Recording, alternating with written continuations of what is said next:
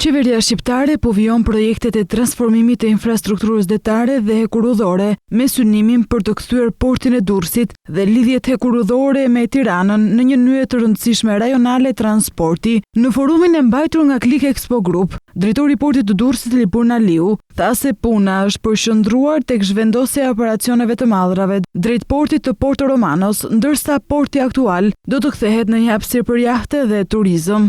I tërë fokusi është transformimi nga situata në cilën jemi drejt portit të Porto Romanos, një projekt i cili është në vijim me vizionin e Qeverisë së Republikës së Shqipërisë për zhvillimin e qëndrueshëm. Porti në Porto Romano, njëjtë ashtu si porti i Durrësit që historikisht ka qenë port i gjithë rajonit, synon që të zhvillohet në një port modern dhe që do të vendosë Shqipërinë në një nivel të konkurrueshmërisë rajonale. I gjithë rajoni do të gravitoj përmes Durrësit në të dyja drejtimet ku mallrat përmes korridoreve aktuale rrugore, të cilat po zhvillohen dhe janë zhvilluar deri më tani, qoftë korridori 8, qoftë korridori Jon Adriatik, qoftë rruga e kombit që e lidh me Kosovën, të cilat sot aktualisht bartin tërkohën mallrat dhe kontejner, e të cilat kanë nevojë që shoqërohen edhe me hekurudhën në mënyrë që i gjithë ky transport të jetë sa më i gjelbërt. Aliu shtoi se ky projekt do të vendosë Shqipërinë në një nivel të ri konkurrueshmërie në rajon falë thellësisë ujore, sistemeve inteligjente dhe infrastrukturës moderne rrugore dhe hekurudhore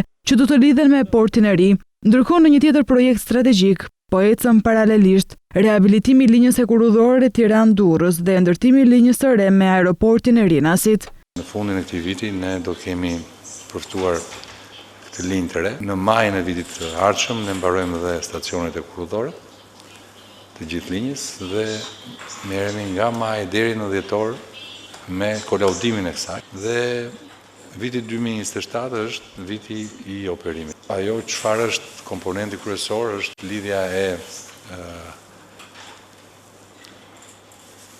stacionit qendror i cili ndodhet në kthesën e Kamzës, PTT-ja e famshme, me stacionin e ri të City Center Station, që është në stacionin e vjetër të trenit ekzistues.